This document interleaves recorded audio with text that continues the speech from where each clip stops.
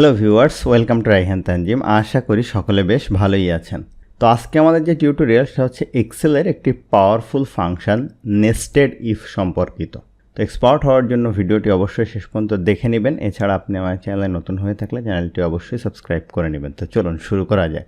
আমরা হয়তো ইফ এর নাম শুনেছি, কিন্তু নেস্টেড ইফ আসলে কি দেখেন, আমরা যদি একটু বোঝার চেষ্টা করি, ইফ ফাংশন দিয়ে আমরা কি করি, দুইটা কন্ডিশন অ্যাপ্লাই করতে পারি। যেমন এখানে একটা কন্ডিশন আছে, যদি 40-এর বেশি হয় তাহলে পাস, আর যদি 40-এর কম হয় তাহলে ফেল।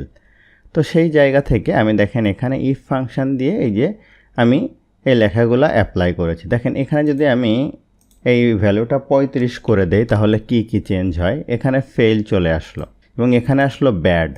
এখানে কিন্তু আমি দেখেন অনেকগুলা কন্ডিশন দিয়েছি নেস্টেড ইফে। এই যে যদি 80-এর বেশি হয় তাহলে ভেরি গুড, যদি 60-এর বেশি হয় তাহলে গুড, আর যদি 40-এর বেশি হয় তাহলে ফেয়ার, আর যদি 40-এর কম হয় তাহলে ব্যাড। তার মানে আমি 4টা কন্ডিশন দিয়েছি। এটা আমি ইচ্ছা করলে 40টা কন্ডিশনও দিতে পারি। ঠিক আছে, তো নেস্টেড ইফ হচ্ছে আমি যখন একটি ইফ ফাংশন বারবার ব্যবহার করব সেটাকে নেস্টেড ইফ বলা হচ্ছে। আমরা এখন দেখে নিব যে ইফ এবং নেস্টেড ইফ আমি কিভাবে অ্যাপ্লাই করছি। আমি এই দুইটা জিনিসই এখানে একটু পেস্ট করে নেই। একটা স্থানে আমি ইফ অ্যাপ্লাই করব, আর এক জায়গায় আমি নেস্টেড ইফ অ্যাপ্লাই করব। দেখেন আমি ইফ কিভাবে অ্যাপ্লাই করি। আমি এখানে ইকুয়াল সাইন দিলাম, আমি ইফ ফাংশন কল করলাম, ব্র্যাকেট স্টার্ট করলাম। লজিক্যাল টেস্ট হচ্ছে, দেখেন এই সেলের ভ্যালু আমার যে মার্কস আছে এইটা যদি গ্রেটার দেন, আমি কি বলছি 40। দেখেন এই যে আমি ইফের যে কন্ডিশন 40 হয়, এখন আমি কমা দিলাম, দিয়ে ডাবল ইনভার্টেড কমার ভিতরে লিখব হচ্ছে pass, double inverted comma close, এরপরে আমার ফর্মুলার কমা ক্লোজ। এখন যদি ভ্যালু ফলস হয়, অর্থাৎ যদি এই কন্ডিশনটা ফুলফিল না করে, আমি এখানে লিখব হচ্ছে fail, double inverted comma close, ফর্মুলার কমা ক্লোজ। আমি ইন্টার দিলাম। তো দেখেন এখানে পাস চলে আসছে। আমি যদি এটা ফিল হ্যান্ডেল করে দেই, এটা ফেল যেহেতু 35, এটা যদি আমি 55 করি, দেখেন এটা পাস চলে আসবে এবং এইটা ফেল। এখন আমি এটা ইফ দিয়ে করলাম। এখন আমরা নেস্টেড ইফ দিয়ে এই মাল্টিপল কন্ডিশনও আমরা অ্যাপ্লাই করব।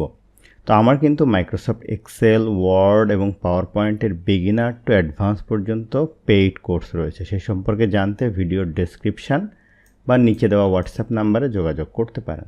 এখন আমরা নেস্টেড ইফ কীভাবে অ্যাপ্লাই করি দেখেন, আমি এখানে ইকুয়াল সাইন দিব, আমি ইফ ফাংশন কল করব, ব্র্যাকেট স্টার্ট। দেখেন লজিক্যাল টেস্ট, আমার এই সেলের ভ্যালু যদি গ্রেটার দেন এই যে 80 হয়, আমরা উপর থেকে এইটা কন্ডিশনটা অ্যাপ্লাই করব, আপনি নিচ থেকে করে আসলে হবে না। গ্রেটার দেন যদি 80 হয়, আমি এখানে কমা দিব। প্রথম কন্ডিশনটা যেমন, ডাবল ইনভার্টেড কমার ভিতরে লিখব very good, double inverted comma close, ফর্মুলার কমা ক্লোজ।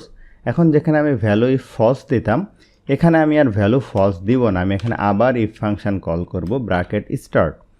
এখন আবার আমি এই সেলটা সিলেক্ট করব, এই সেলের ভ্যালু যদি গ্রেটার দেন, পরের কন্ডিশনটা দিব 60 হয় তাহলে কমা দিব, দিলে ভ্যালু এই ভ্যালুটা যদি ট্রু হয় তাহলে আমি এখানে লিখব হচ্ছে গুড, আমার ডাবল ইনভার্টেড কমা ক্লোজ, ফর্মুলার কমা ক্লোজ। আবার যখন ভ্যালু ইফ ফলস এই অপশানটা আসছে আমি দিব না, এখন পরের কন্ডিশনটা দিব।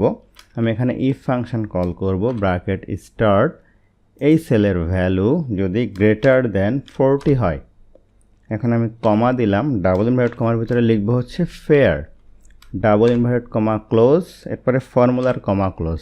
এখন আমার ভ্যালু যে ফলস, যদি আপনার আরও কন্ডিশন থাকতো আপনি দিতে পারতেন। যেহেতু এই 3টা কন্ডিশন না মিললেই ব্যাড হবে, তাহলে এখানে আমার আর নতুন করে ইফ কল করার দরকার নেই। আমি ডাবল ইনভার্টেড কমার ভিতরে এটা ব্যাড লিখে দিব, ব্যাড লিখে দিলাম, আমার ফর্মুলার কমা ক্লোজ। এখন আমি এখানে যতগুলা ব্র্যাকেট দিয়েছি, যে একটা 2টা, এই যে 3টা, তাহলে আমার শেষে গিয়ে 3টা ব্র্যাকেট ক্লোজ করতে হবে। তো দেখেন আমরা কি করলাম, আমি আপনাদেরকে একটু ইন্টার দেওয়ার পরে বোঝাবো।